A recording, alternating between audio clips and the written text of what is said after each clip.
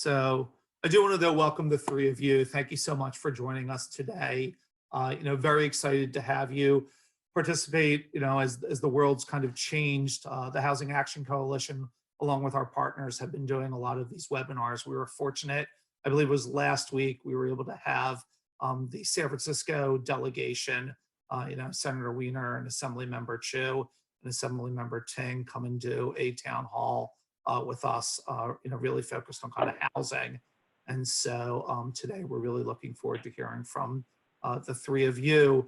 So I just want to welcome everyone in the audience. The Housing Action Coalition is really pleased to present this webinar along with our great partners, SPUR and California YIMBY. As we know, the affordability and displacement crisis is not contained to just any one municipality. It is truly a regional and state issue, and having amazing partners like SPUR and California YIMBY to kind of work with really makes it feel like that this issue, while daunting, is tackleable. And so we welcome both those members, those partners for helping us put on this event today. So as I said, I'm just going to do a quick introduction of Graciela, and I'm going to turn it over to her. And Graciela, I have to tell you, I was just kind of looking at your bio very quickly, and I was like, wow, incredibly impressive. And I could just tell everyone in the audience on like a personal note, as I've been going up to Sacramento a little more frequently over the last couple of years, Graciela has just been an amazing, just an expert on all of the process, the way the legislation on policy, on legislation, and the politics, and has just been an amazing mentor for me to learn from. So I just wanted to say thank you. And as I was looking at your bio, I saw that you worked, I'm going to read a little bit here, but you were the Deputy Legislative Affairs to Legislative Affairs to Governor Jerry Brown. And during your time in the Brown administration, you negotiated directly, briefed and advised the governor on over 800 bills, and oversaw the regulatory implementation of legislation he chose to sign, including decriminalization of medical and adult use cannabis, streamlining of forestry, landscape management practices to prevent future wildfires, and reforms catalyzing development and construction of affordable and market rate housing. So Graciela has an intimate knowledge of the complex, powerful, but often opaque state budgetary process through years spent working directly with the California Department of Finance to shepherd passage of policy and fiscal changes through subcommittees, conference committees, and the full legislator. You also have a tremendous amount of work and expertise in housing and affordable housing. So thank you so much for agreeing to moderate this conversation. And I am looking forward to muting myself and listening to the three of you discuss these issues. So Graciela, I bet you're very sad that you don't get to do this budget because it's so much fun. I gotta say, thank you so much to both of you for making the time. I was just asking Jason about, was he excited that at least I may revise this out? Not excited about kind of the projections, but I know how much work it goes into kind of just rolling it out, making sure it's complete, briefing everybody. So thank you both. It's especially for willing to spend your Friday with us. I know it's been a long week. Really appreciate it. I know you have a lot on your plate, and even after this call, you're going to continue to work. So really appreciate it. Just for everybody out there to appreciate the people that we have with us today, we have Jason Elliott, who is the top advisor for Governor Newsom on all things housing and homelessness. And he is going to be the one shepherding a lot of the vision that Governor Newsom has, shepherding it through the legislative process and making sure that the vision is actually implemented. And he has actually many years of experience also at the local level. So this is great having somebody who understands what the local government is, the role of local government, some of the tools that they have, and then bringing that information, knowledge to Sacramento is amazing. And with us, we also have Kate Gordon, who's the director of California's Office Planning and Research, and she is tasked with all things that are climate change, land use, mean, she has decades working in that space and also in energy and economic development. And again, given where California is headed and the fact that we have the economic downturn that I think no one was envisioning at the beginning of this year, thank you so much for spending the time. I know that you guys have a lot of work in front of you, and we really want to make sure that you see us as a partner in trying to help in any way we can, just promote a lot of the goals that the governor has. So with that, maybe you guys can give us a little preview of what is to come in the next couple of months and hopefully in the next couple of years, not only just with the economy as it is, but also just in housing. I know this has been a big priority for the governor and would love to hear from you directly. Thanks so much for that. Maybe I'll start and then Kate, ask you to continue the discussion. So it's an interesting thing, right? We have this COVID pandemic. We have this $54 billion budget deficit. We have the catastrophic human toll of this virus. And amidst, perhaps despite all of that, I'm just reminded of the speech that the governor gave on February 19th, which feels like 100 years ago. That was the State of the State speech, in which he laid out a series of priorities and vision statements around housing and homelessness. And I can look back to that speech and I can reread it now, and I can take a look at what we've just put out in the May Revise, and we can see that despite the human toll of this pandemic and the economic and the budgetary toll of this pandemic, our goals around housing and homelessness are relatively similar to what they were before the pandemic, with much greater urgency and much greater acuity. And in the case of the housing market, obviously there are different economic dynamics. So I don't mean to suggest that everything is as it was, but just as an example, previous to coronavirus, for February 19th, we gave an entire State of the State speech and we didn't say the word coronavirus. I mean, that just gives you a sense of how quickly the world changed. One of the centerpieces of that agenda around homelessness was acquiring hotels and motels to convert those assets into permanent supportive housing for people experiencing homelessness. That was something we announced on February 19th.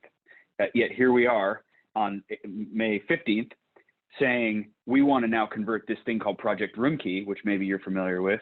We have over 15,000 hotel rooms now under control of the counties to house the homeless through COVID. Those are hotel rooms. We can now seek to convert those into permanent supportive housing.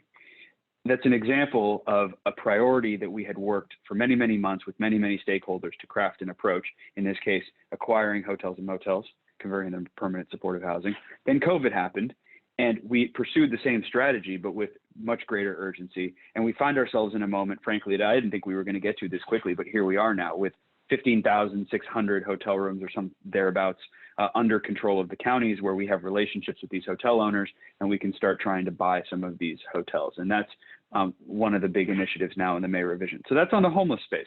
I'm way down a rabbit hole, but to come back up, the point is a lot of the things that we tried to work on and tried to brainstorm and tried to start pushing towards before COVID are, in fact, we find ourselves with those same issues right in front of us now. And, in the housing space, because I know this is a conversation predominantly around housing and housing production. Again, I'll refer back to that State of the State speech in which the governor laid out three very clear objectives for what he wanted to see in terms of a housing agenda comprehensively, meaning what the legislature wants to accomplish, what we want to accomplish through our budget, and what we want to accomplish through our executive authority. Two pillars: more density in the right places, and then more certainty that once that densification and once that zoning occurs, that in fact it can get built. One without the other doesn't make as much of a difference as the two together. And then I guess the third is more accountability for cities to in fact do their responsibilities under the existing Housing Accountability Act, but also then to be more welcoming of that housing and make sure that it in fact does get built. So those remain our priorities: more densification, more focus on more housing, but also more certainty that gets built. Those remain our priorities. Now, obviously, with SB 50 not moving forward this year, and I know that a number of organizations on this call were sponsors of that piece of legislation, but not all hope is lost. And obviously, the Pro Tem has engaged a process to try to still get something very meaningful done on housing reform. We have every indication that she's going to continue, she being the Pro Tem, is going to continue to push forward with building that agenda. So we're very much in a support position, trying to, as you are, engage as a stakeholder with the Pro Tem's office and the Pro Tem herself to share our thoughts on what ought to be crafted coming out of SB 50, and including some other things we'd like to see in that bill. So that continues to move forward. In terms of what we control, we just put forward the May revision, which is our proposal for the state budget. That May revision includes the maintenance of $500 million in state tax credits for affordable housing. While it does revert some money to the general fund for other programs like the Infill Infrastructure Grant Program, it does in fact still maintain a number of key spending priorities, including what I hope Kate will talk about, which are GGRF investments in housing, and a lot of the money that we make available through Tia Boatman's operation at Cal HFA. So there's a deep commitment to housing and homelessness in this budget that really reflects a through line from sort of where we started last year, what we wanted to do in January, reflective of the pandemic, but not abandoning our values. And, you know, Graciela, you were asking me the question before we started this conversation of how does it feel to have the May revise out? And, you know, I think we worked really hard to try to maintain our values that a strong economic recovery is predicated on a strong housing sector. You can't have a meaningful and robust economic recovery if your housing sector is struggling. And we need to look back to 09, 10, and 11 to understand what a crumbling housing sector does to the economy writ large. So stabilizing the housing sector and then building forward from there. So the May revise, you know, we tried to invest in these priorities to the greatest extent possible, considering the fact that we're facing a 37% general fund deficit. I mean, there's no two ways to square that. You have to confront that head on. But I mean, I'll just tell you, there was an article that I think was in the Mercury News, I think today, and the headline was "Housing Advocates Breathe a Sigh of Relief."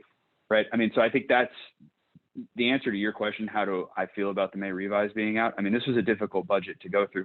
And we, Kate and I, work on things that are not just housing. This is one area of our portfolio.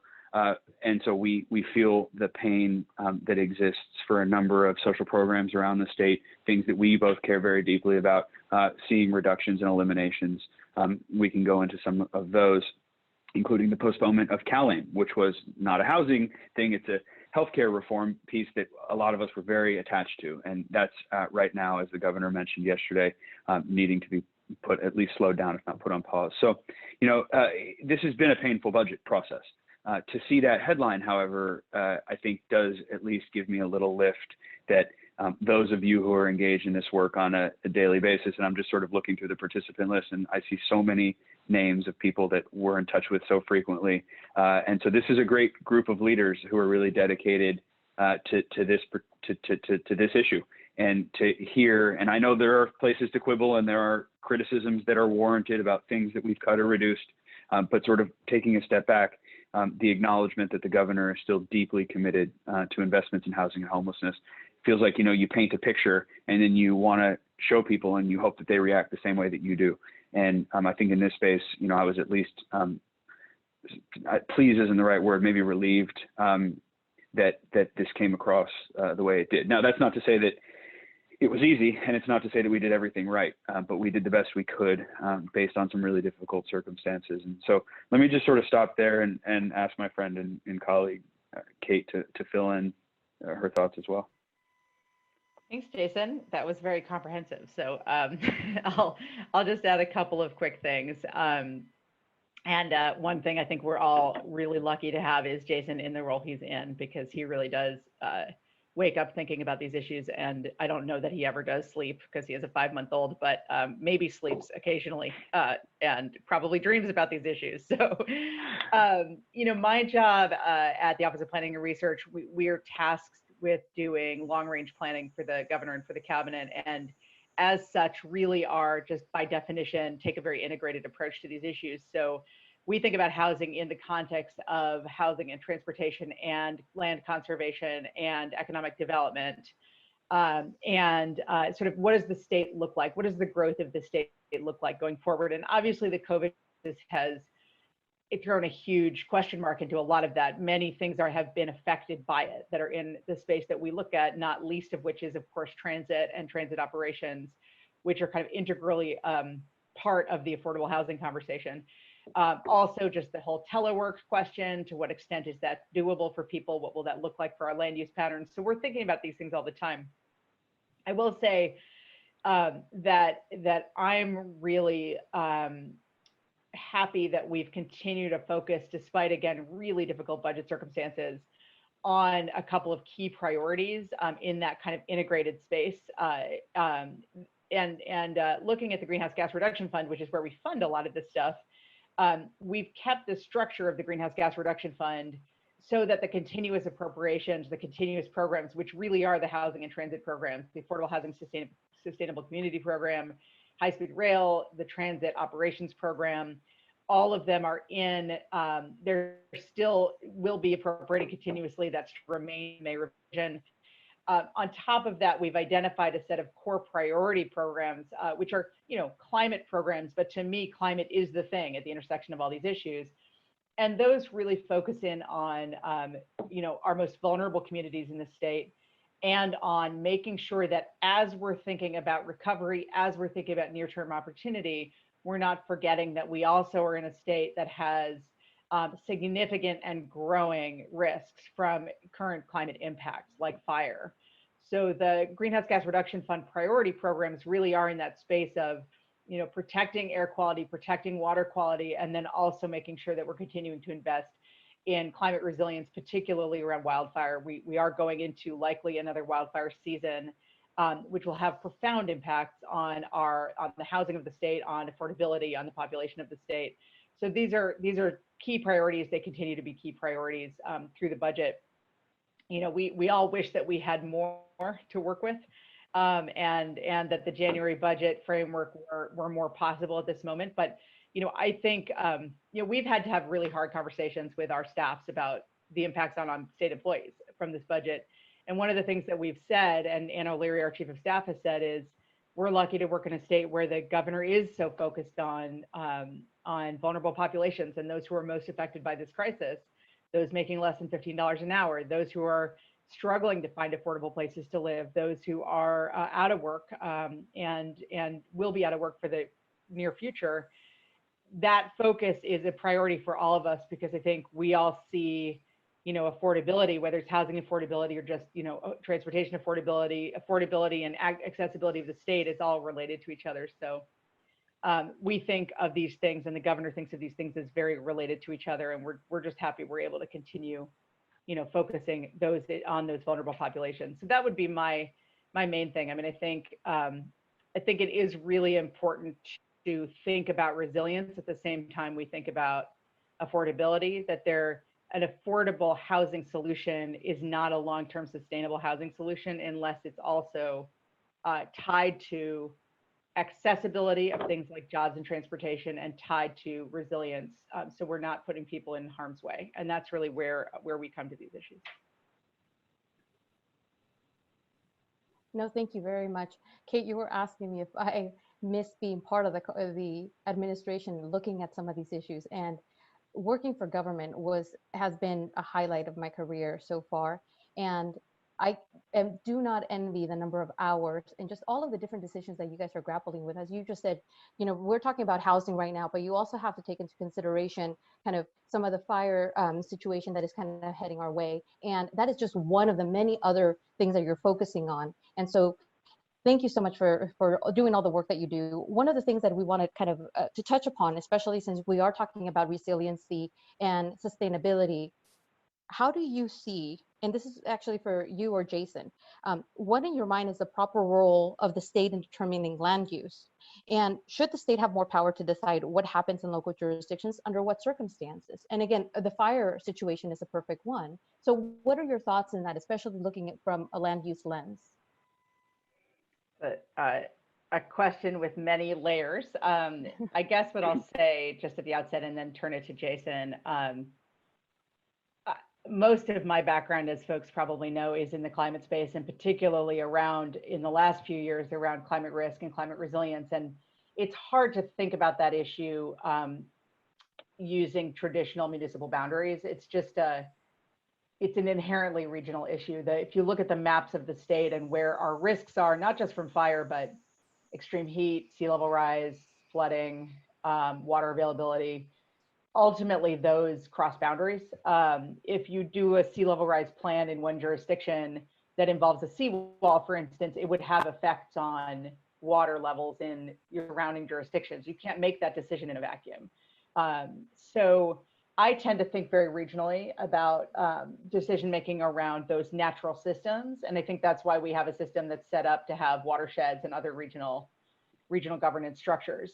The challenge is that now that those issues are becoming more frequent and more severe, they're becoming more relevant to land use conversations, and our land use structures don't tend to be quite as inherently regional. There, we have a lot of other existing structures in place, and I think our challenge is to marry those two together in a way that is rational and doesn't add additional burden, to Jason's earlier point, doesn't add additional cost, and really makes it easy to do the right thing when it comes to development and when it comes to housing production and transportation provisions and all the other things we care about. So I don't know the right answer to that, but I will say that for sure the climate piece of it is regional by design and by definition. And I think that actually requires us to open our minds a little bit to thinking more regionally about all of these other decisions as well. So I'll let Jason jump in on this.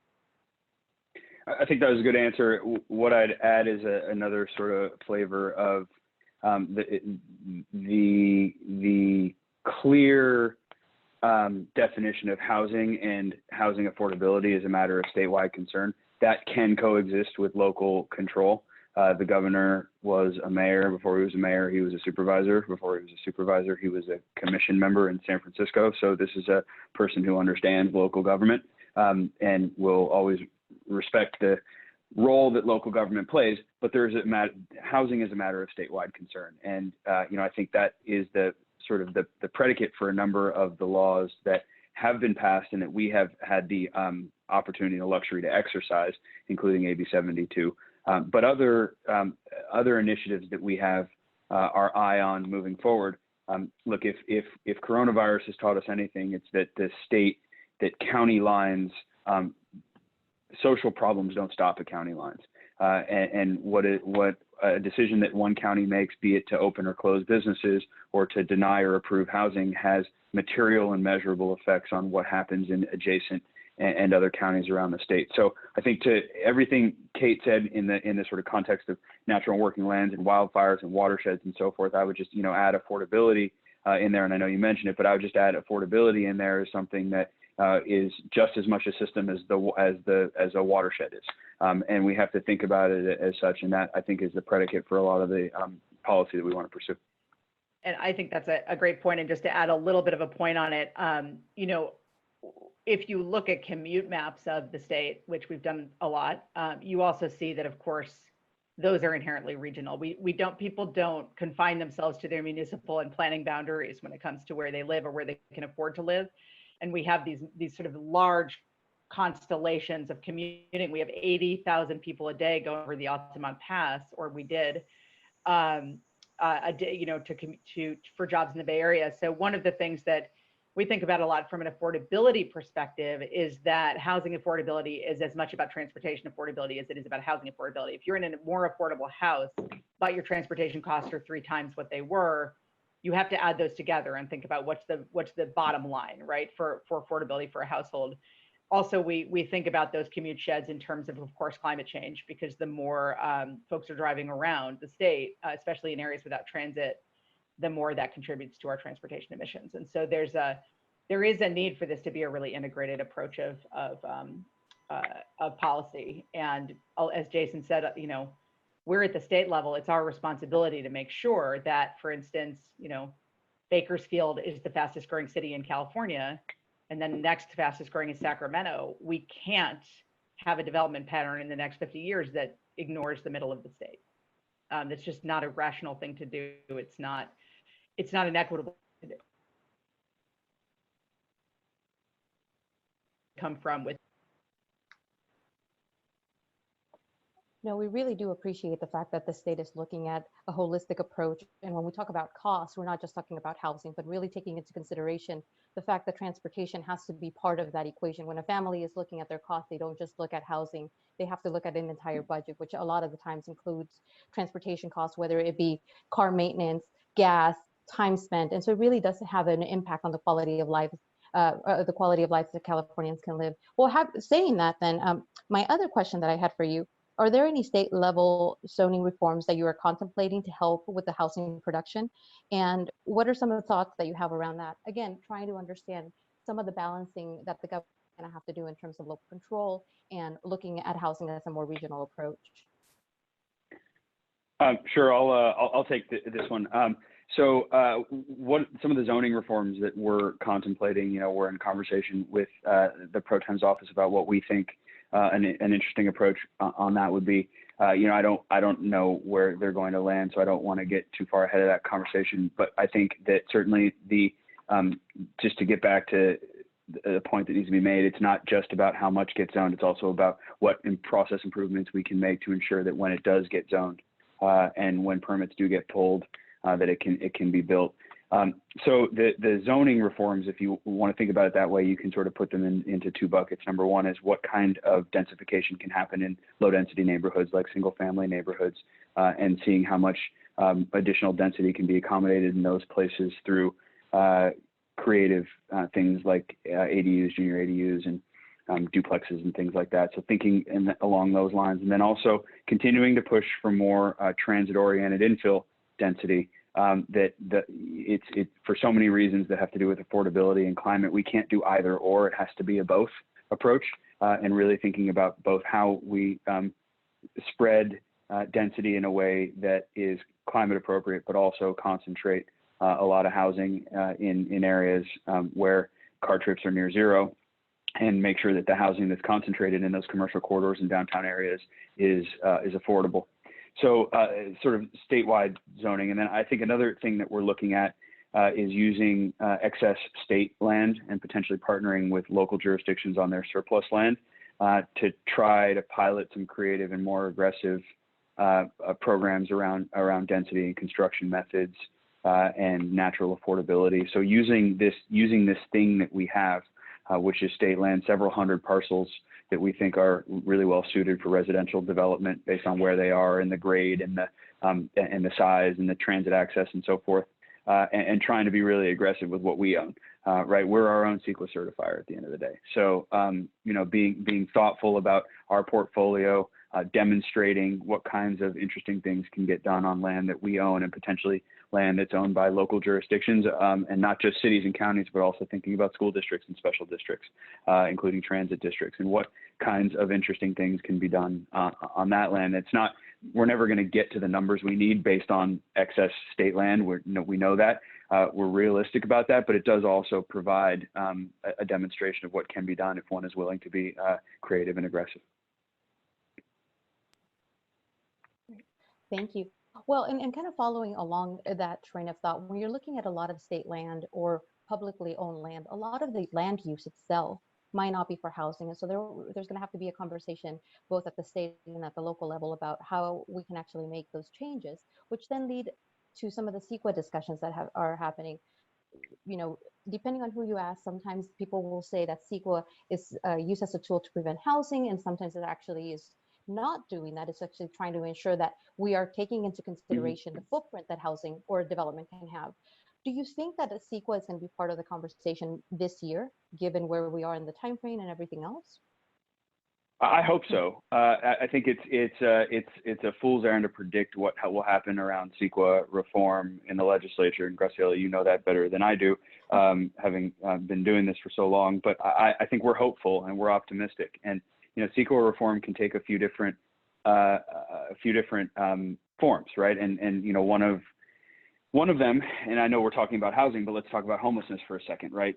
One of the things we really want to see is an enhanced local ability to build permanent supportive housing for people experiencing homelessness, and that's not just because of COVID, although again, COVID makes it more acute. But look, we're resourcing local governments to the tune of a couple $2 billion in coronavirus relief money to be able to implement some of these hotel motel conversions and other permanent supportive housing applications. We want to make sure that money can get deployed quickly and effectively. That might require some streamlinings.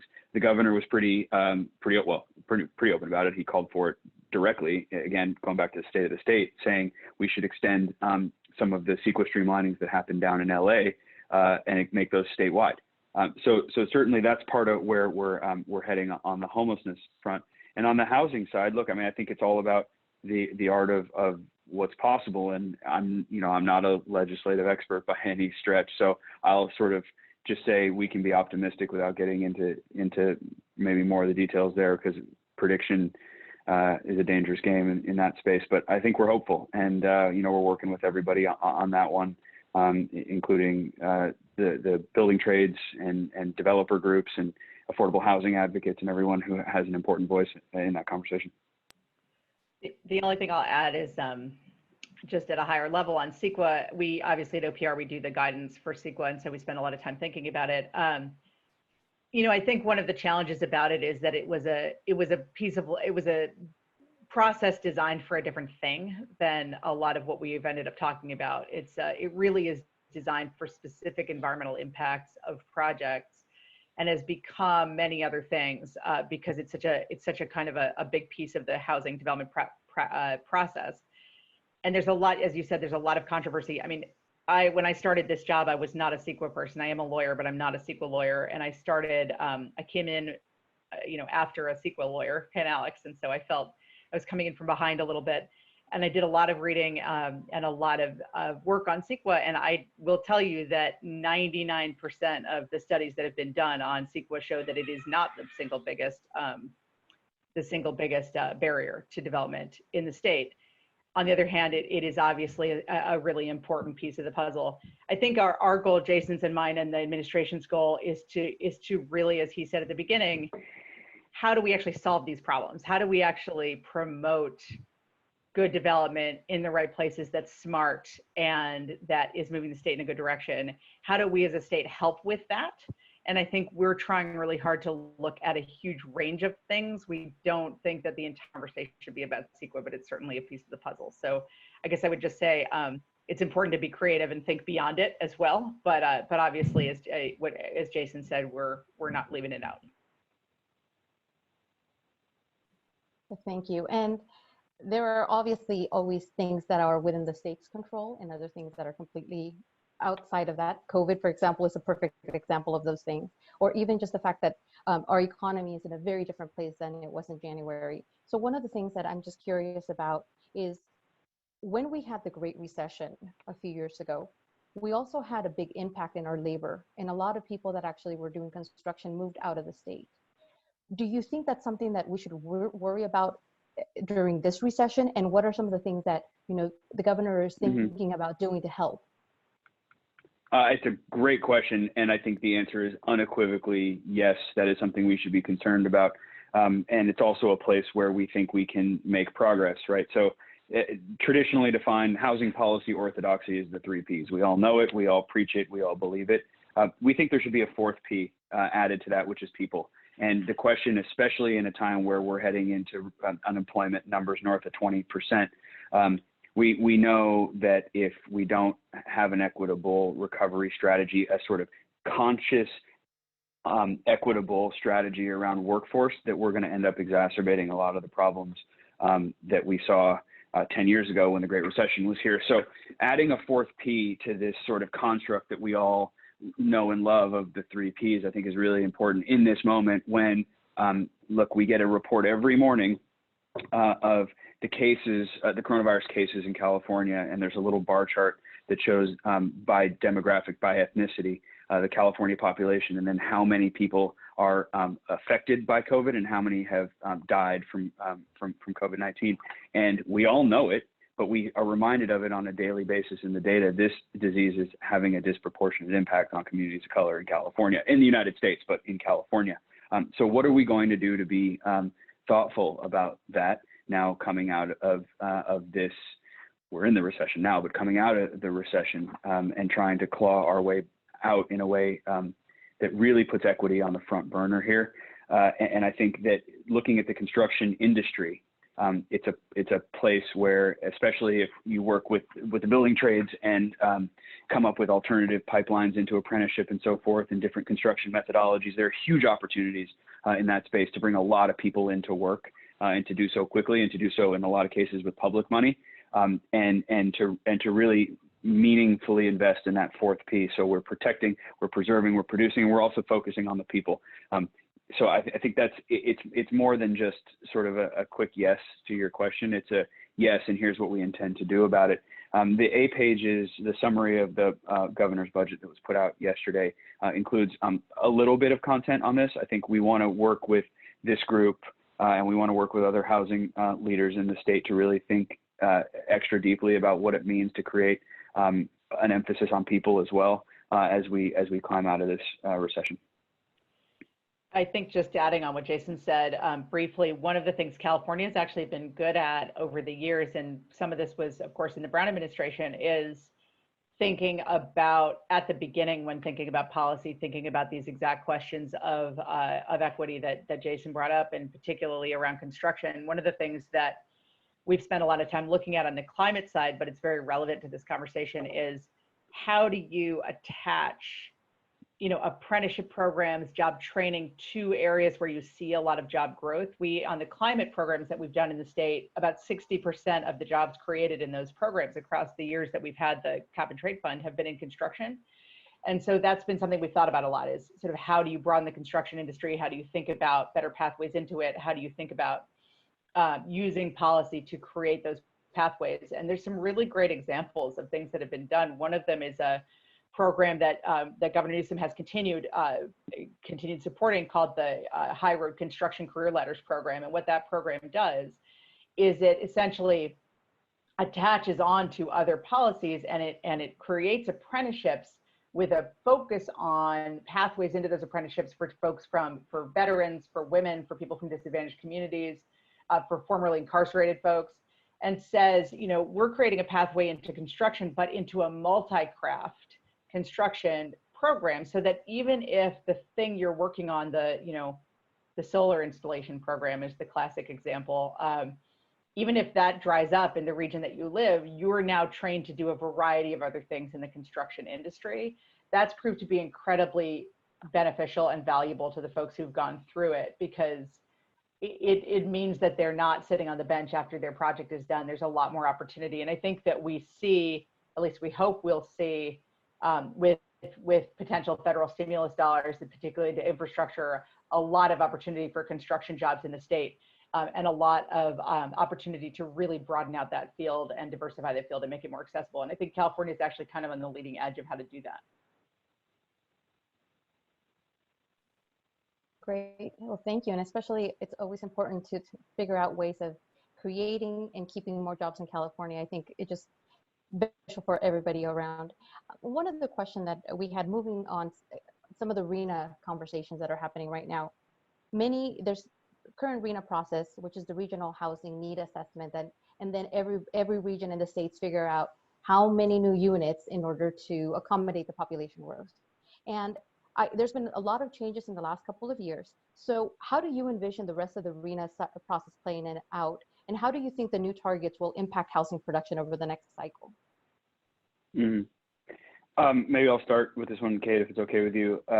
We were watching really closely what happened with the Southern California area governments. It was, I guess, maybe just before the new year, perhaps, when SCAG proposed some numbers that we didn't think were appropriate for the growth that's needed in that region, and then beyond that, were allocated in a way that we thought would exacerbate some of the climate and equity impacts of sprawl housing. And so we engaged pretty, I would say, pretty forcefully in that conversation, and SCAG ended up, I think, in a good place. We're making sure that we don't backslide on that now. But we insisted through HCD on a formula that we thought was based on data and based on sort of legally defensible read of the statute. I say that as a proof point for what RHNA means to us. And it's a gating factor. It is by no means the thing that is going to dig us out of the affordability crisis. But if you can't even get that done, if you can't even get the associated housing elements of general plans done according to a RHNA that sort of makes sense at a common sense level, then you're going to have trouble accomplishing anything else. So, I think, again, just sort of pointing to what I say the governor is all about, but more importantly, pointing to something that we did do as an administration, which in this case was standing up for a methodology in Southern California that we that we thought was right.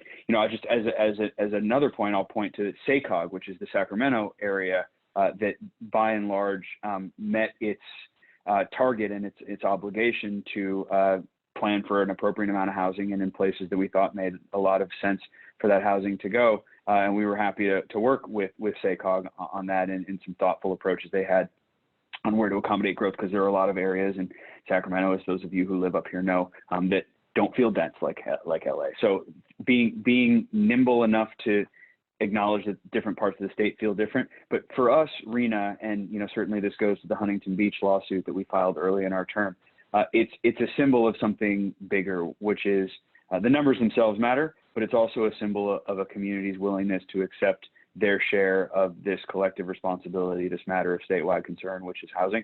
So, we had talked about a RENA redo in the budget last year, and we had started to put some good thinking to that. Just to be completely honest with you, we haven't revisited that thinking since coronavirus. I think that's something that we ought to do.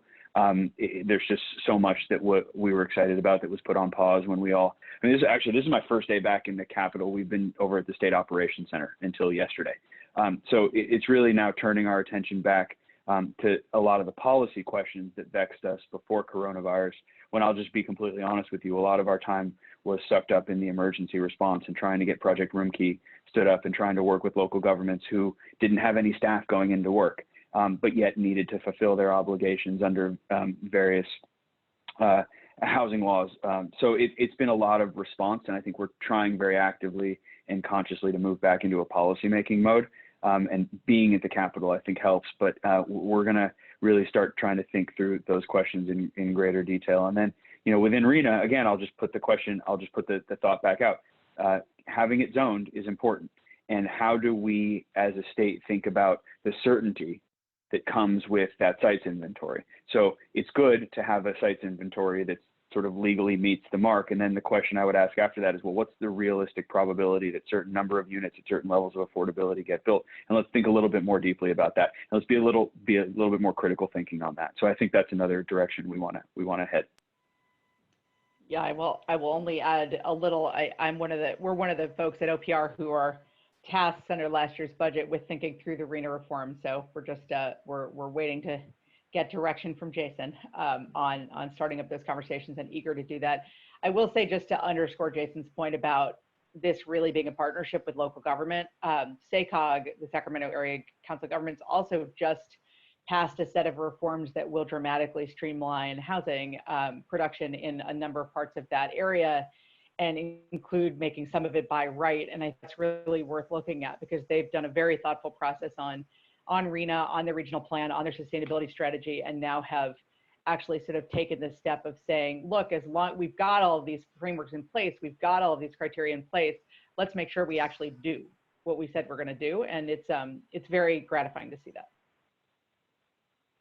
No, it definitely is always a partnership with local governments. And at the end of the day, it also, it really matters how the resources that they have, not just money, but the number of people. And especially, again, a lot of the planning departments at the local level were decimated under the Great Recession. And so it's unfortunate that we're headed into another type of situation like that, which actually has everybody talking about additional funding for housing.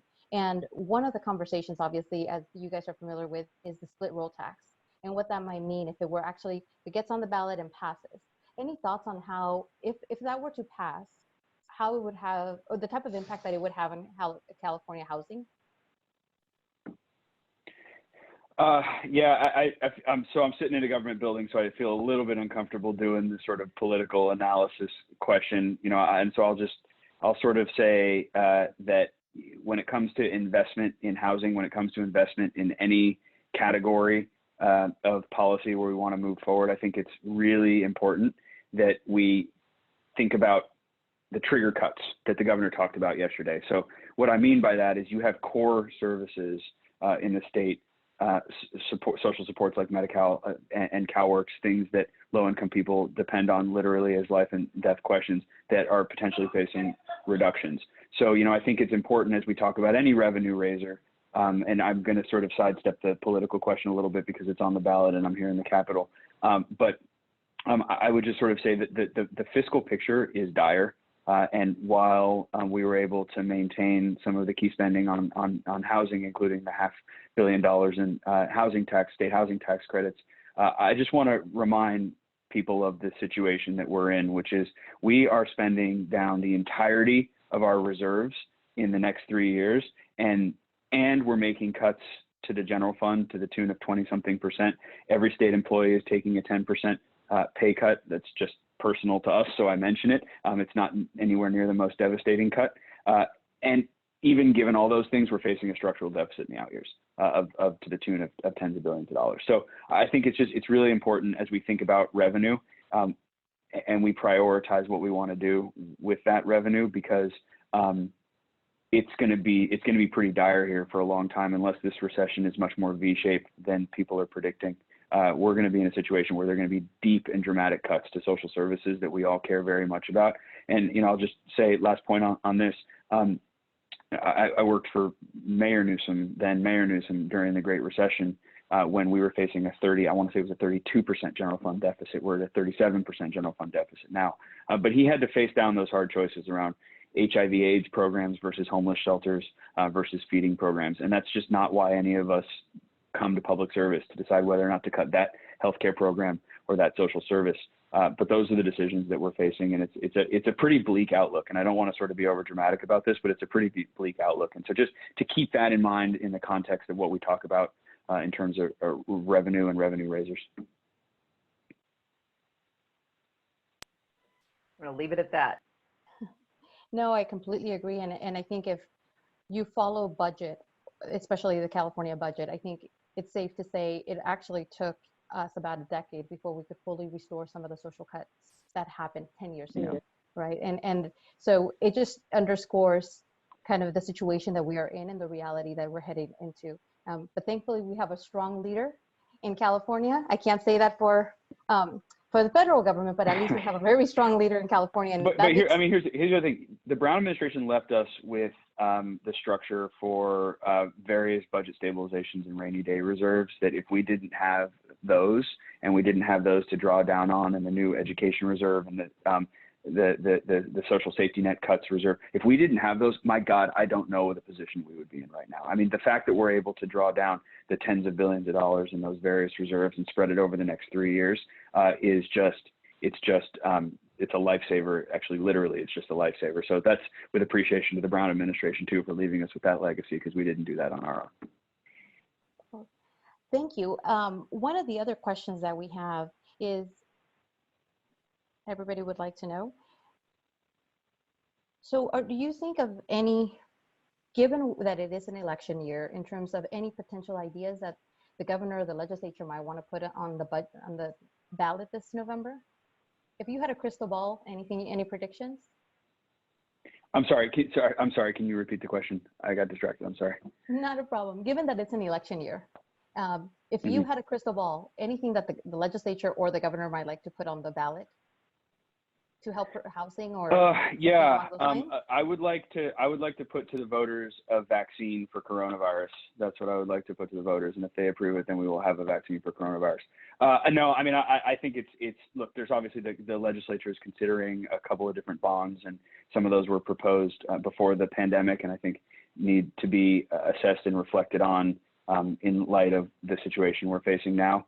But I was sort of joking, but not joking, which is, we're going to make it, we flatten the curve now in California. We're going to make it through this, looks like this spring and early summer without the surge in the hospitals that we had feared. But, you talk about the fall, and where my mind goes is that we're anticipating another increase in positive cases, and potentially something more significant than what we've experienced now. And so what will that mean, and where will the electorate be, and what will the appetite be if we're now back in a, some sort, and please don't take this as a prediction of what will happen, but it has to be on people's minds. What if we're back in a more restrictive stay-at-home setting, come October again, right? This is not over. And I think we have to be thoughtful as leaders and as advocates to try to look in that crystal ball and understand that, we might be living with coronavirus, C19, C20, C21, and so on and so forth for a lot longer than any of us want. And so what does that mean for the agenda that we're setting on budget, on ballot, on housing, on any of these questions? Thank you so much. Now, I think I'm going to open it up to questions from the public. And so bear with me. Sure. I'm looking at my iPad and trying to figure the next question.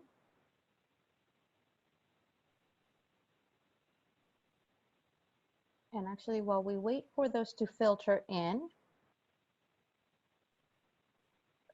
while we wait for the questions to filter in, I will ask you another one, since I have Sure. you guys now.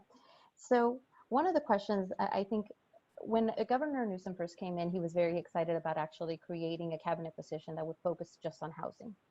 What are your thoughts about that? And again, granted, things have completely changed from when conversations were happening, but is that something that you guys are still looking into? Is that maybe postponed for now?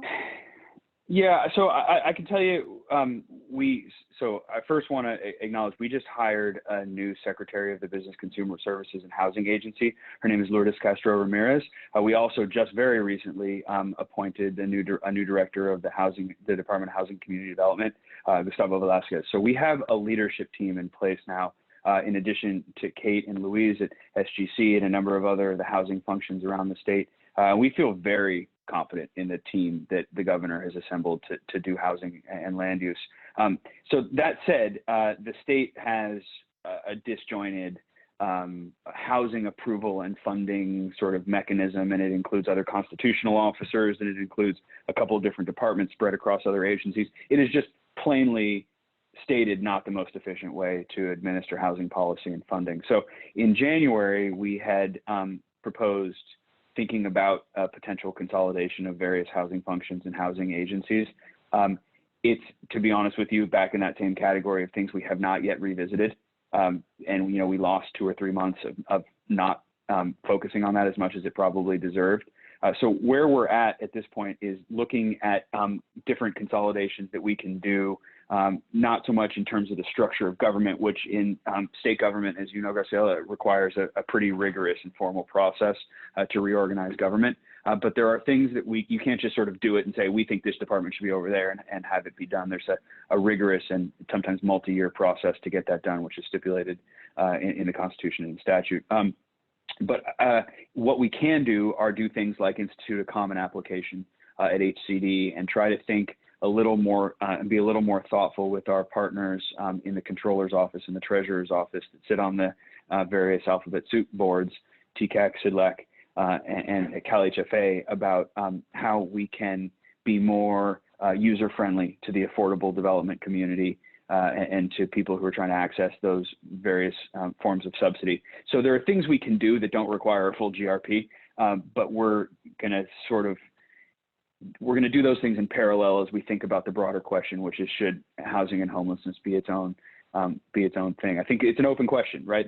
You spend a lot of time on a reorg, and the question is, at the end of the day, what are you hoping to accomplish with that reorg? And there are some really, really smart and positive things that can happen that way. And then a simultaneous question you ask is, what can you get done towards that goal without doing the full little Hoover GRP process, right? So, and can we accomplish a lot of the same things we want to do? So I think it's an open question, and I don't mean to sort of lead the conversation to one conclusion or another, but I think it's something that we have to be thoughtful and open about. Yeah, and I mean, the reality of government, just like everything else, is that it's about people and individuals as much as it is about anything. And Lourdes Castro Ramirez is a housing force of nature. And I haven't gotten to meet Gustavo yet, but I'm very excited about him. We now have a secretary who is very focused on these issues. And I think that it will make a huge difference in terms of bringing them up to the fore, especially at this moment of crisis.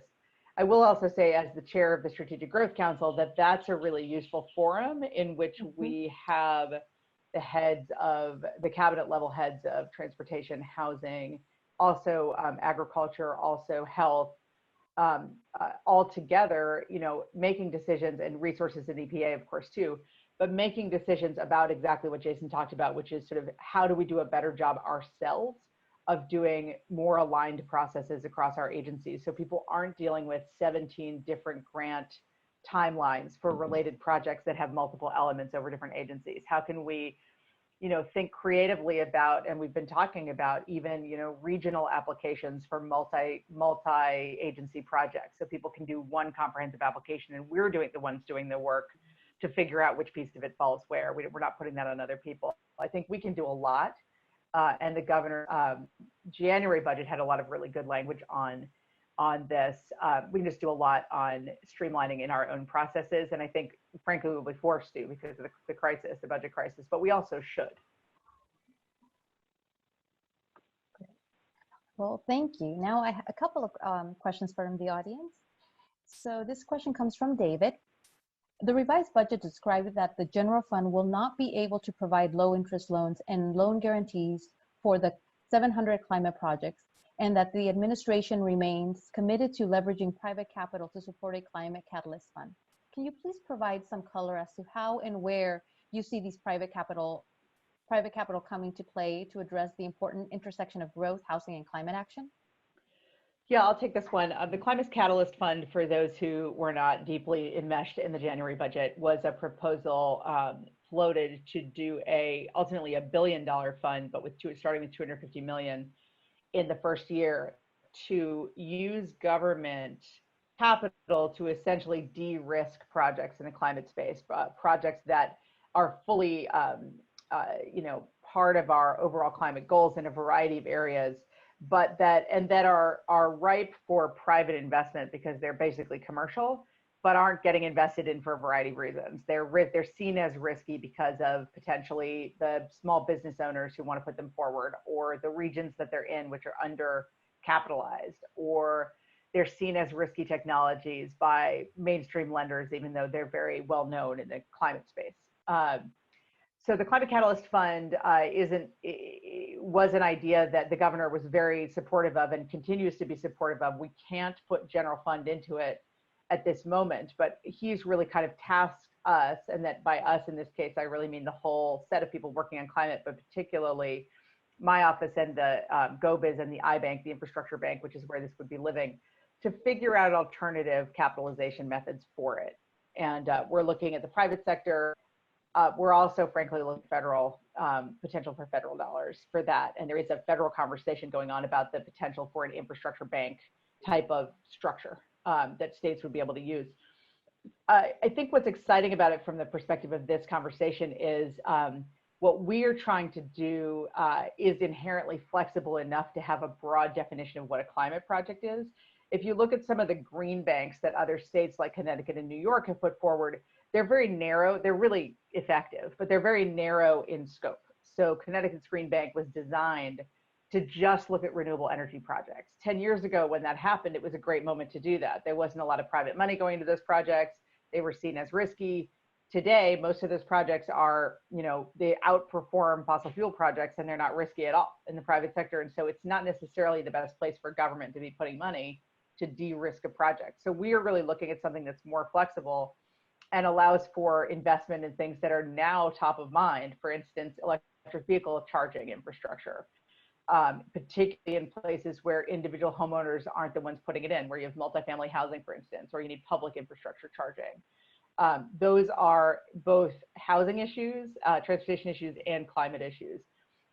There's a potential for infrastructure projects, transit-oriented development, for instance, that would be an interesting place to look. We're looking at economic development in places like the North State, where we're taking a lot of wood out of the forest right now, and we don't really know what to do with it. There's not a clear infrastructure for turning that into a higher value product, and there's a lot of need for jobs and a lot of need for economic activity up there. So we're really thinking through kind of how do you design something that's flexible enough to be responsive to the actual needs of a state, fully consistent with our climate goals and our just overall development goals, and capitalized through a variety of sources. So that's the conversation we're having internally. As it said in the budget language, we've already, in the process of this fund, thinking through the fund, after January, we've identified over 700 potential pipeline projects already that really span transportation, forestry and ag, waste to value, recycling and sort of waste to value projects. So lots and lots and lots of opportunities. And the question is really sort of how do we kind of jumpstart that? And we're excited about figuring it out. And a lot of people are thinking about it creatively. So any ideas anyone has, please get in touch, because we're very interested in moving that forward.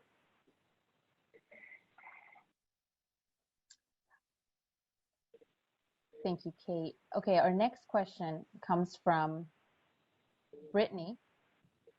And what can local governments start to do in anticipation of the governor's homelessness and housing efforts to be supportive and help pivot in response?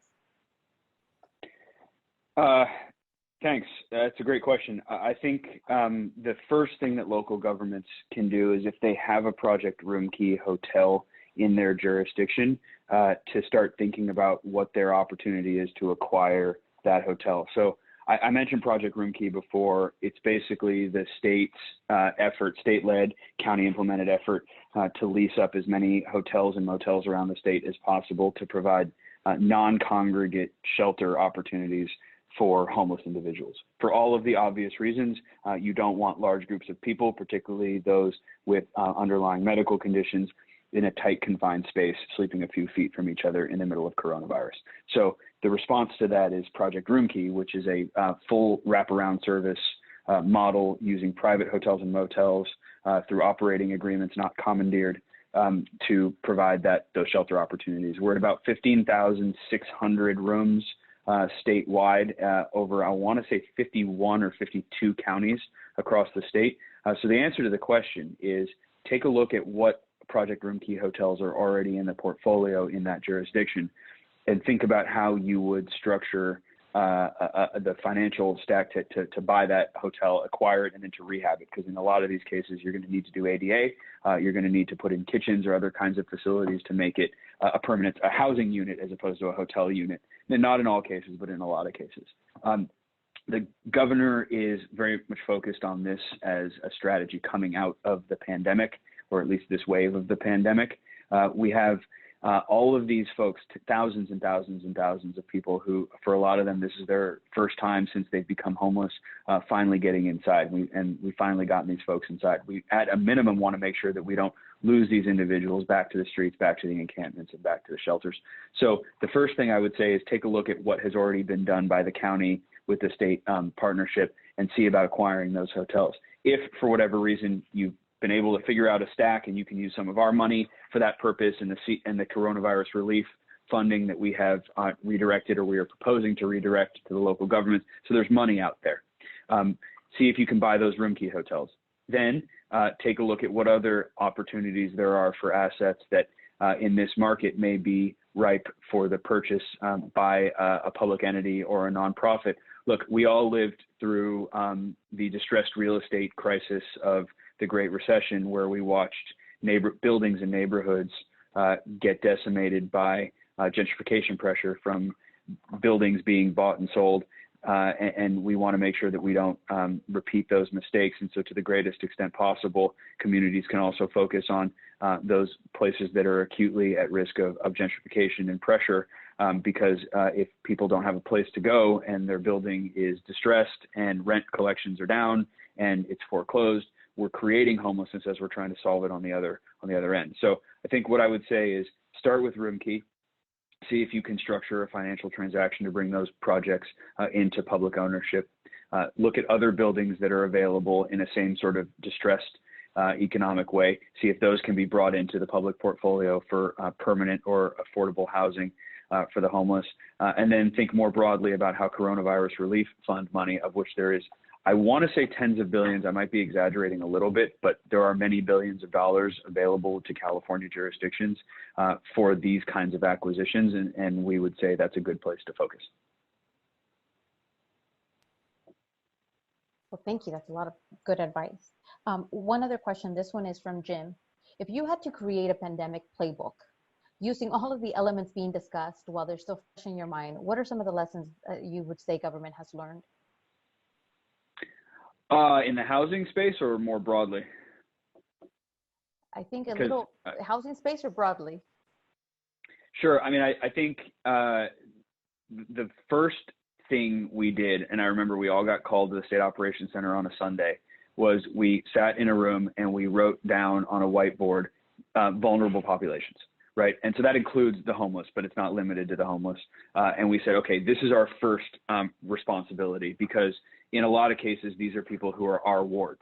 whether they're prisoners in the CDCR system or whether they're in some other congregate facility that we're running via the state hospital or the foster system. These are people who are our responsibility legally and morally, right? So the first thing we had to do was say, who are the vulnerable populations around the state? And let's start making contingency plans towards protecting them. That's what really, that was the sort of origin story of Project Roomkey, which I was involved in. And so I can just say, in terms of a pandemic playbook, the first thing you got to do is think about the most vulnerable, because if you lose a day or a week there, and that includes vulnerable renters, by the way, if you lose a day or a week there, you may never recover. And, you know, a couple of other places around the country have seen some pretty dramatic impacts of coronavirus on homeless populations, and knock on wood. And this is, I mean, talk about what I lose sleep over. You know, we saw a really bad infection spread at MSC South there in San Francisco. There was a particular rescue mission down in Skid Row that also experienced a very significant outbreak very quickly. And again, with whatever God or deity you pray to, those infections in other places where we've had these spreads have not led to significant numbers of fatalities, but they have led to significant numbers of hospitalizations. So I'll just sort of go back and say, the hospital in a pandemic, and now we're way outside the housing zone, but these are the kinds of conversations we're having. In a pandemic, your limiting asset in this pandemic, not in all pandemics, your limiting asset is your hospital capacity, your ICU capacity, and in this case, it's ventilators. So then you plan backwards from that. You want to make sure that you have as many ventilators, ICU beds, and staffed ICU beds as you possibly can, and then you start planning backwards. So how can we decompress the hospital system such that we keep that asset? That's the scarce asset. How do we keep that asset available to the greatest extent possible? And in places that struggled and didn't get going as quickly as California did, you saw that when they got overwhelmed, it's like once the water flows out of the cup, then it's just everywhere, right? And so we were really, really working 24 hours a day to avoid that particular thing. So coming back to the sort of narrow, when it comes to the homeless population, if a homeless individual or a group of homeless individuals test positive or are suspected for COVID, so let's just say there's a 10-person encampment, they're all coughing, they all have symptoms, they go into the hospital, every single one of them is positive. Where exactly are they supposed to go, right? They can be discharged back to an encampment to self-isolate in an encampment. I mean, that's a bad idea for a whole host of reasons. We can refer those individuals back to a congregate shelter setting where they will encounter other people. Again, profoundly bad idea. Or we can keep them in the hospital, which is really the only humane thing to do, but then that impacts that scarce asset.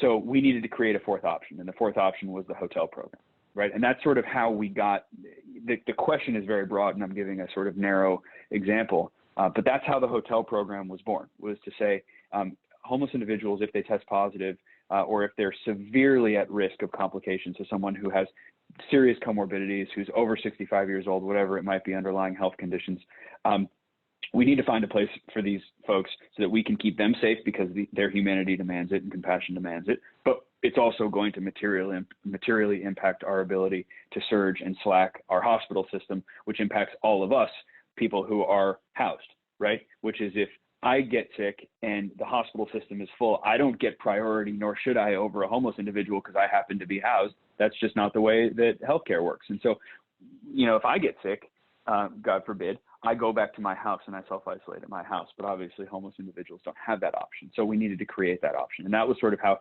Project Roomkey was born. I can point to a number of other examples where things were born of necessity, that kind of after someone comes up with an idea, you go, yeah, that makes sense. Great Plates Delivered is another example, which has nothing to do with homelessness at all. This is a program where we said, okay, restaurants are down 90%, and you have seniors who are literally going hungry. I mean, there was a woman, an elderly woman in San Diego, called our constituent affairs office and said, I can't get a hold of anybody and I haven't eaten in 2 days. Can you help me find food? Right. That was the story that pushed us to think about this stuff in a different way. And out of that, Great Plates Delivered was born, which is a way of connecting restaurants. So I didn't actually explain what it is. It's restaurants, private restaurants, your favorite neighborhood cafe, if they enroll, is able to deliver, not through a social service program, but like through an Uber Eats type situation, deliver 3 meals a day, nutritious meals a day to homebound seniors with certain income qualifications. So you're solving 2 problems there at once, right? Which is this pandemic is exacerbating a hunger epidemic, and we've got restaurants that are dying for business. That's probably a bad turn or phrase, but are desperate for business and are laying off workers, which is exacerbating our economic condition. Well, let's just try to solve two of those things at the same time. So there, I can go through a number of other examples there, but I would say in the pandemic playbook, and I think the economic recovery playbook is a different question, and we even paneled a task force to help us think through that. And I won't be so presumptuous as to suggest I know where that's headed. But in terms of the pandemic playbook and the immediate response, it's think about the vulnerable populations first, especially those who are our responsibility, literally, because we're their last line of defense, and so we need to make sure that we step up for those communities, and then do so in a way that prioritizes your scarce assets. In the case of coronavirus and COVID-19, it's ventilators and ICUs, and then plan backwards from there. Great. And Kate, for you, the question is probably has a little bit of a different impact just because of the type of work that you do within OPR. Any type of feedback that you would give given the type of work that OPR tends to do with a lot of like local governments? Yeah, it's a complicated question and a good one because there's a lot of different ways to answer it. The thing that strikes me in general, and also from what Jason just said, is we're really spending a lot of time thinking about what kind of things we're learning through the pandemic response process and what's played out there that are actually applicable long term. So, I think it's an important point that the Project Room Key isn't designed to solve the entire state's homelessness problem. It's as Jason laid out, it's a very specific response to a specific set of people, but it's a really important set of learnings through doing that program that we're, I'm sure, thinking through for longer term responses. I think that's also true. One of the areas that I know the planners on the line are thinking about a lot, and we're certainly thinking about it a lot, is just the telework situation. I mean, this is a massive behavior change in a very short period of time. So many people for many years have known that something called Zoom, for instance, existed. People were occasionally FaceTimed their grandparents. It was like a very small, specific set of things. I used to do a lot of work with China, and we'd do video conferences, right, with China sometimes.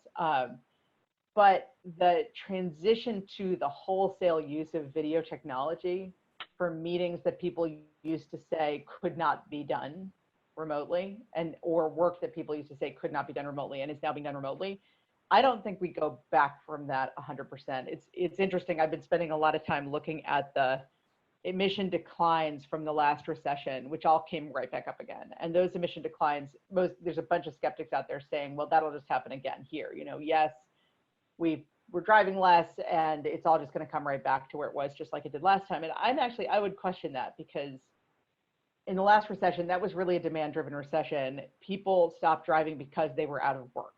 That's certainly true now as well, but also a big set of people have stopped driving because they're working in a different way.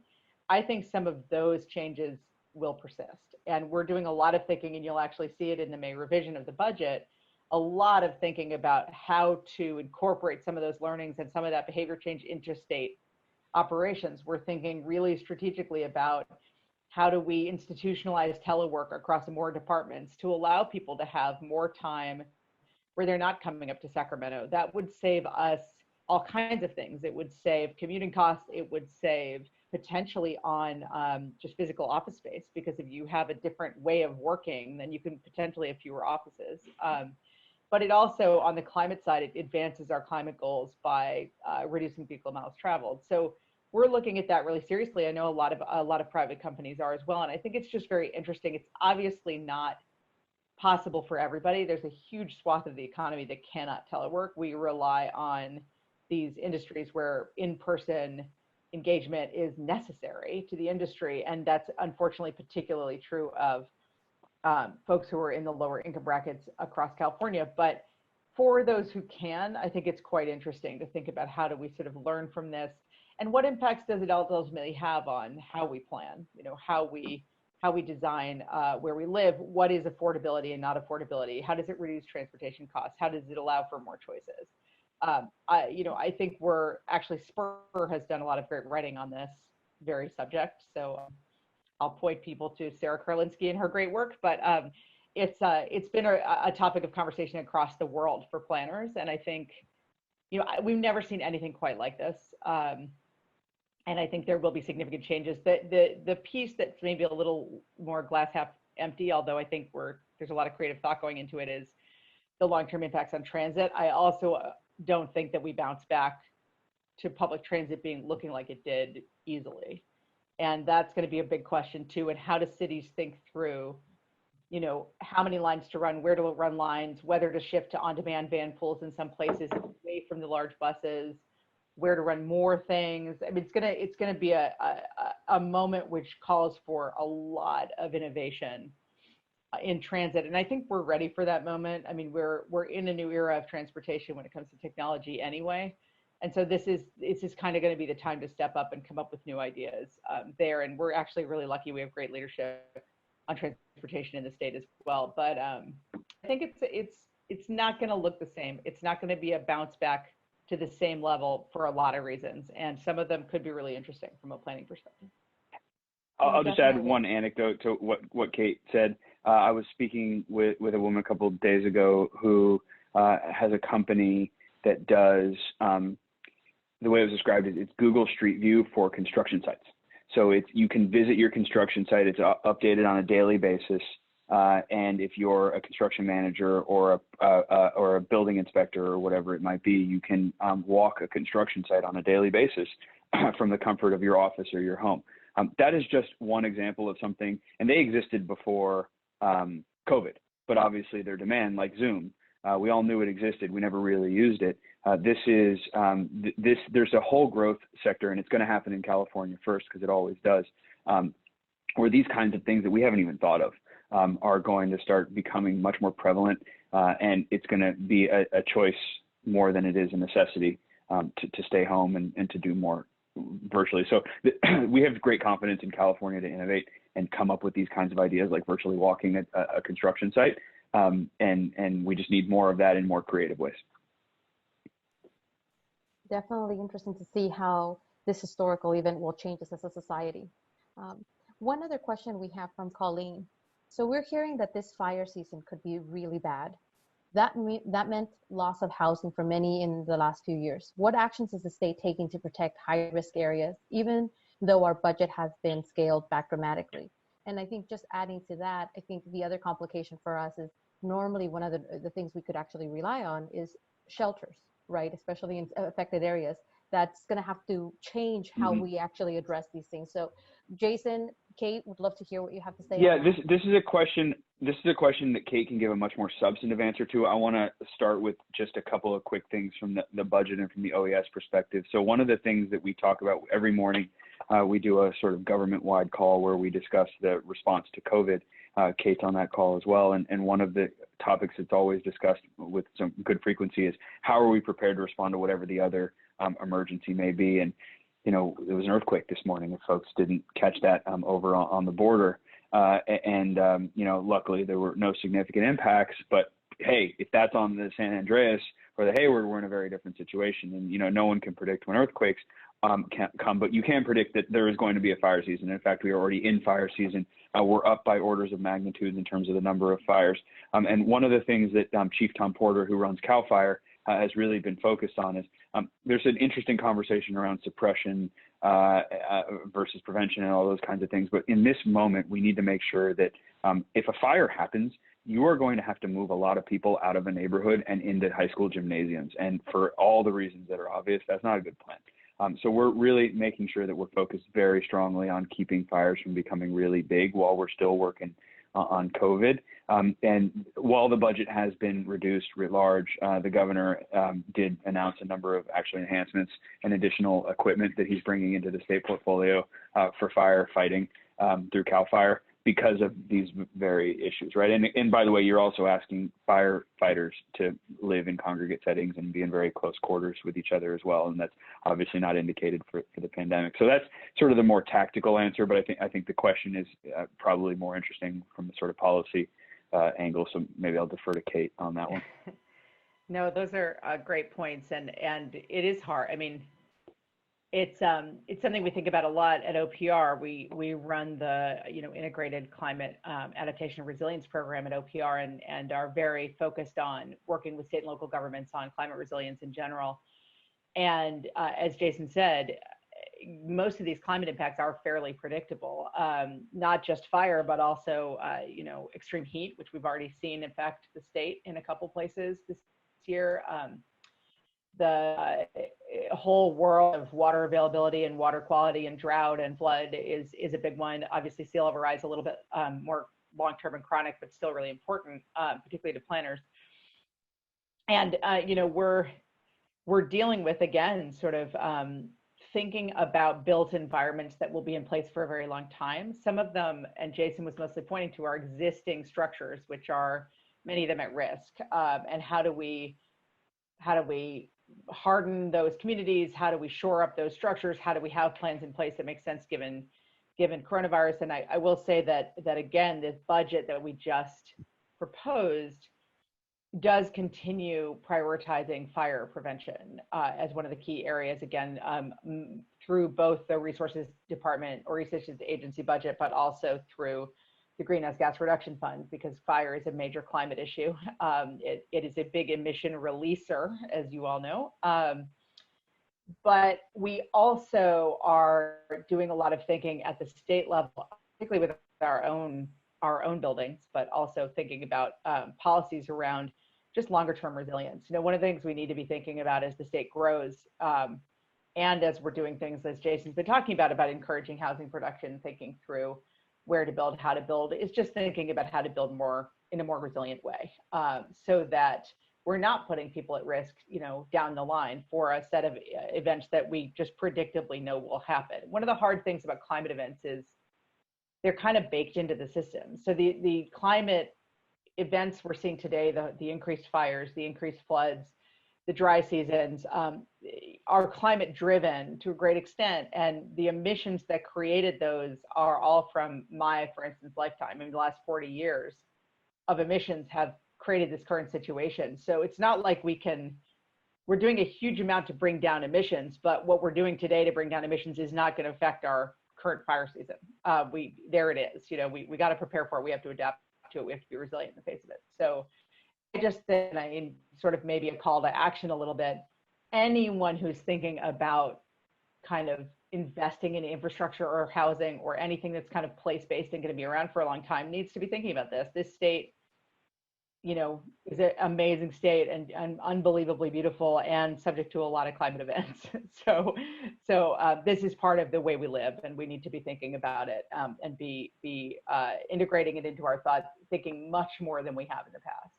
And that's something that we continue to do. And I will say that unlike a lot of places that I've worked, our Office of Emergency Services and our fire department are very focused on resilience, and we have a very robust conversation, not just about prevention and recovery in the short term, but really around long-term resilience. The CAL FIRE invests in climate modeling, for instance, to look at probabilistic modeling for the next couple of decades, and that's pretty unusual for a state emergency service. So I think we're really lucky that we've got that kind of thoughtfulness going into this question. Well, thank you both. That very, very good answers for us. And I think everybody on the call is excited about the work that Governor Newsom has done, how much he has prioritized housing and really dedicated a lot of time and put a lot of very smart people to kind of help figure this problem and find a solution for it. So thank you so much. One last question, because we have a lot of people that are excited about this opportunity. How can organizations like Housing Action Coalition, SPUR, and California YIMBY best support efforts across the state to build more housing in all income levels? And what makes you optimistic? Kate, you want to start, or would you like me to? I'll start. I'll give you the last word. How about that, Jason? I think I come to everything from sort of a background of thinking about climate as related to all these issues. And I think for me, one of the really important things is to bring more allies to the table around housing who are coming to it from the climate side. One of the things we talk about a lot is that housing is a climate issue. When I speak to local government folks, it's usually the first thing I say. They say, what can we do to, what can we do to be more active on climate in our city or region? And I always say, go to your Board of Supervisors meetings when there's a housing project on the table, because I think it's really, really critical to see these things as related to each other. If we don't build more housing in this state, we will not have more affordable housing. And that will mean people will continue to be pushed out of the state, but also pushed further and further out. There's all kinds of climate implications of that. And it's just not a sustainable growth model in general. And so I would just say, continuing to make those connections, continuing to look at those intersections, and continuing to support us in trying to do the right thing at the state level, but also really push local governments, because this is, again, it's a partnership and we're a piece of it, but we're not all of it. Jason? Thanks. So I think at a very tactical level, I'm holding in front of me a couple of things that I know have come from California YIMBY, and I imagine others on this call have worked. There's a letter that we got here with a whole bunch of policy ideas, immediate measures needed to abate the COVID-19 crisis, and then a whole bunch of stuff around recovery. This is so helpful because you're putting things on our radar. You're providing us with indications of what matters to the community of people who believe in housing. This other thing I have here is this really awesome graphic, and it's like a little 4x5 that Alfred put together. And I love these little graphics that sometimes California YIMBY puts out. Now I printed this one out, and I'm not going to show this one to the camera because I wrote my notes all over it, and I don't want you guys to see what I'm thinking about those bills. So I'm going to put that over there. But anyway, that kind of stuff is really helpful. And I think at a very high level, what Kate said is right. This is a battle and a fight that is going to get won or lost at the local level. In Sacramento, you have tremendous allies in the legislature. You have an ally in the administration. And what we now need is to recruit allies at the local level. And there are a lot of champions locally who are doing the right thing. And there are still cities and counties that are pushing back, and will continue to unless we keep fighting forward. So I think at a very high level, I second what Kate said about getting in the trenches here. And, when it's right to do so, file those lawsuits. When it's right to do so, put that local ballot measure on. When it's right to do so, fight for those council candidates that are going to be in favor of housing. And then at a tactical level, just keep getting this kind of analysis in front of us and in front of the legislature, because I think it's an important voice that wouldn't otherwise be represented here. And so I just say the letters and the infographics and the campaigns, I think it makes a big difference. And I'll just tell you, I've only been here a year and a half, so I'm a relative newcomer to Sacramento, but I can just tell you, I feel the difference that this stuff makes. And so it's working, and so just keep it up. And then what makes me, I want to answer the question about what makes me hopeful. What makes me hopeful? What makes me hopeful? What makes me hopeful is that, and I'll sort of end where I started, was we spent a lot of time both during the campaign for governor, but then once we got into office, thinking about what we wanted to do to materially improve and increase housing production, and to get a whole bunch of homeless people moved off of the streets and into housing. And we spent a long time talking with a lot of folks that are on this call and working with us on our jobs task force, this constellation of leaders, thought leaders, and advocates and policy experts. We spent a lot of time crafting an agenda for what we wanted to do on housing and homelessness. And then COVID happened, and we find ourselves at this moment now, 24 hours off of May Revise, kind of pursuing a lot of the same strategies. So what makes me hopeful is that we're not starting from scratch here, right? And I look across the proverbial hall at some of my colleagues who are leading the medical response to coronavirus. They're creating a new response, because we didn't know this was going to happen in February, right? I look at some of my colleagues who are leading on the jobs recovery side, the labor agency. They are dealing with an unemployment epidemic that no one could have envisioned several months ago. So, I think as we look to our other friends in advocacy in different policy fields or whatever, we have some sympathy for the fact that they're trying to build plans as they fly them. And that's really hard. And they're trying to create strategies. We don't have to do that, because we had the luxury, frankly, of implementing a lot of the similar solutions we thought were needed, because the affordability crisis and the homeless crisis existed before coronavirus. So I suppose that makes me hopeful, although that's a weird thing to say. But what it really means is that we're still solving towards the same crises. They're more acute, they're hitting communities more deeply. But a lot of the strategies that we've worked so hard and that many of us have bled to try to bring across the finish line are still what's called for. Right. And I think that gives me hope, because again, we're in the governor's office, and certainly at OPR as well, we're responsible for a portfolio of priorities that extends well beyond the built environment and homelessness.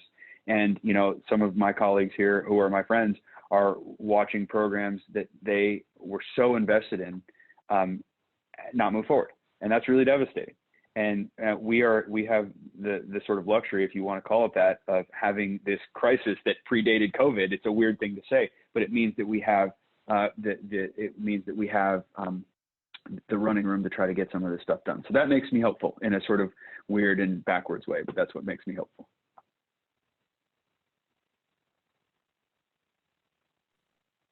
Well, thank you so much both for spending so much time with us and just kind of walking us through some of your thinking on this.